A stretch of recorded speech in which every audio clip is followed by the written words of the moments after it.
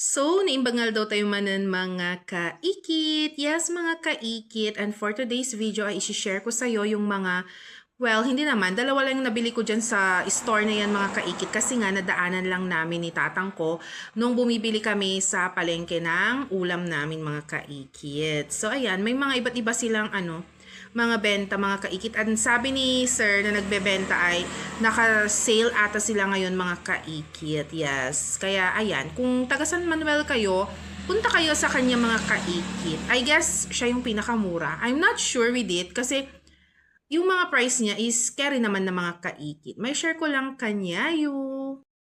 And yes, mga kaikit, ayan. So, isi-share ko na yung nabili ko mga kaikit. Kasi yung iba kong in-order online is on the way pa lang sila mga kaikit.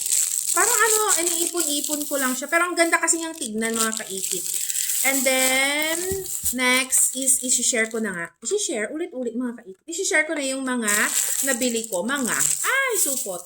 Mga nabili ko. Kasi, di ba 2 or more. Plural na yon mga kaikit. So, ito siya. Gustong-gusto ko na siyang bilhin nito talaga mga kaikit. Ito na yung Nido. Nido ang tawag nila dito. Ewan ko. Pero ang sabi naman dito, cube squeeze. And then, ito, butter. Meron yung slow rising. Kaso wala naman akong makitang ganun mga kaikit. So, parang keme-keme na lang itong mga ganito mga kaikit. So, bubuksan natin yung nabili ko. So, dito, sabi ni sir or ni kuyang nagbebenta doon ay 70 ata or 80 niya binibenta dati and now 60 pesos. Ay, maganda rin siya. Pero gusto ko yung slow rising.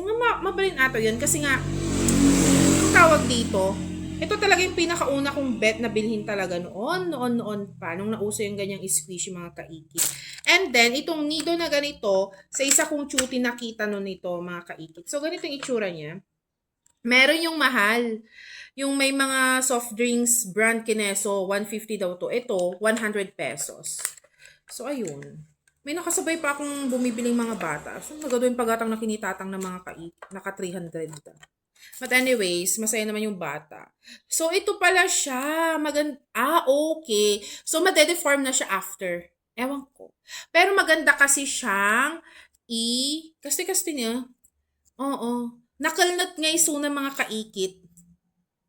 For 100, I'm not sure. Pero kung masaya ka naman, bilhin mo. Kung hindi, huwag mong bilhin mga kaikit. Hihintayin mo na lang mag-sale o nga umuson mga kaikit. Baka agwan mo. So, ito lang mga kaikit. Super duper cute. O, nagtaga rin yung background ko. Ma-cute siya. May pink, may kwan. Pero ito yung bet ko eh. Ayan. May share ko lang kanya yung mga kaikit. Hopefully, agkaroon na kay kwan. Kasi on the way pa lang agij announced ko. Hindi kastoy. I'm so happy. So, yun lang mga kaikit. May share ko lang kanya. Bye!